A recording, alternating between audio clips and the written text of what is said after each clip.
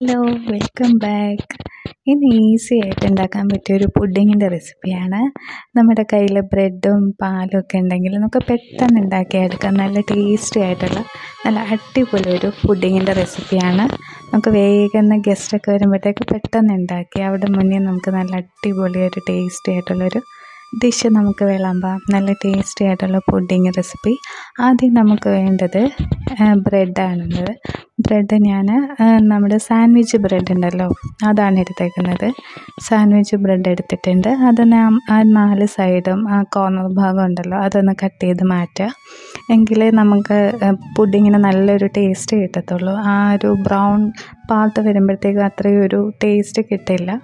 അതുകൊണ്ട് നമ്മൾ അതൊന്ന് കട്ട് ചെയ്ത് മാറ്റുന്നുണ്ട്. എന്നിട്ട് ഈ ഒരു പരുവത്തിൽ കട്ട് ചെയ്തെടുക്കുക. എന്നിട്ട് മിക്സിയുടെ ജാറിലോട്ട് ഞാൻ കുറച്ച് പാലൊഴിച്ച് കൊടുക്കുന്നുണ്ട്. നിങ്ങളുടെ ബ്രെഡ് എത്രത്തോളാണോ എടുക്കുന്നത് അതിനനുസരിച്ച് പാലെടുക്കുക. പിന്നെ വേണ്ടത് മധുരത്തിന് ആവശ്യമായ മിൽക്ക് മെയ്ഡാണ്. മിൽക്ക് മെയ്ഡ് ഇല്ലെങ്കിലും കുഴപ്പമില്ല, പഞ്ചസാര ഇട്ടാലും മതിയാകും. പിന്നെ കുറച്ച് വാനില എസൻസ്, പിന്നെ ഞാൻ വിപ്പിംഗ് ക്രീം കുറച്ചൊന്ന് ആഡ് ചെയ്ത് കൊടുക്കുന്നുണ്ട്. അപ്പം നല്ലൊരു ടേസ്റ്റ് കിട്ടും. എന്നിട്ട് മിക്സിയിൽ നന്നായിട്ടൊന്ന് അടിച്ചെടുക്കുക. അടുത്തതായിട്ട് ഇത് ബൗളിലേക്ക് ബ്രെഡ് ഒന്ന് സെറ്റ് ചെയ്യാൻ വെക്കുന്നുണ്ട്. നമ്മൾ സൈഡ് കട്ട് ചെയ്ത് വെച്ച ബ്രെഡ് ആ ബൗളിലേക്ക് ഒന്ന് അടുക്കി വെക്കുന്നുണ്ട്.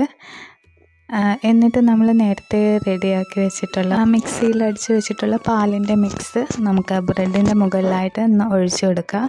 നന്നായിട്ടൊന്ന് ഒഴിച്ചു കൊടുക്കുക.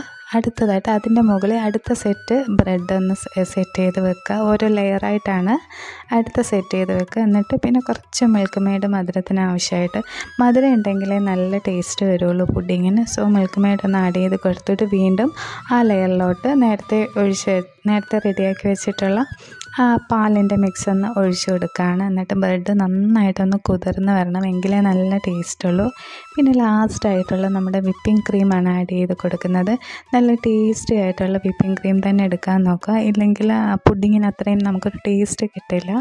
സോ ലാസ്റ്റ് പുഡിങ്ങിന് വേണ്ടിയിട്ടുള്ള ആ വിപ്പിംഗ് ക്രീമും കൂടെ ആഡ് ചെയ്തിട്ട് ഞാനത് മുഴുവനായിട്ട് ലെയർ എല്ലാം ഒന്ന് സെറ്റ് ചെയ്ത് സ്പ്രെഡാക്കി എടുത്തിട്ടുണ്ട്. പിന്നെ ലാസ്റ്റ് ഡെക്കറേഷന് വേണ്ടിയിട്ട് കുറച്ച് പോമഗ്രാനൈറ്റിൻ്റെ സീഡ് അതാണ് എടുത്തേക്കുന്നത്. അതൊന്ന് ഡെക്കറേറ്റ് ചെയ്ത് കൊടുക്കുന്നുണ്ട്. അപ്പോൾ വെള്ളയ്ക്കകത്ത് ഈ ചുമല വരുമ്പോൾ നല്ല ഭംഗിയില്ലേ. നിങ്ങൾക്ക് ഇഷ്ടാനുസരണം എന്താണെന്ന് വെച്ചാൽ എടുക്കുക. നമ്മുടെ പുഡിങ് റെഡി ആയിട്ടുണ്ട്. ഇതൊന്ന് സെറ്റ് ചെയ്യാൻ ഒരു ഹാഫ് ആൻ അവറോ അല്ലെങ്കിൽ 1 അവറെങ്കിലും ഒന്ന് ഫ്രിഡ്ജിൽ വെച്ചിട്ട് തണുത്തിട്ട് എടുത്ത് കഴിക്കാൻ നല്ല ടേസ്റ്റി ആയിട്ടുള്ളൊരു ഈസി പുഡിങ് റെഡി ആയിട്ടുണ്ട്. അപ്പോൾ എല്ലാവരും ഈ റെസിപ്പി ഒന്ന് ട്രൈ ചെയ്ത് നോക്കുക. എന്നിട്ട് എല്ലാവരും ഒന്ന് ഇതൊന്ന് കമൻറ്റിൽ അതിൻ്റെ അഭിപ്രായം പറയുക. Thanks for watching. ബൈ.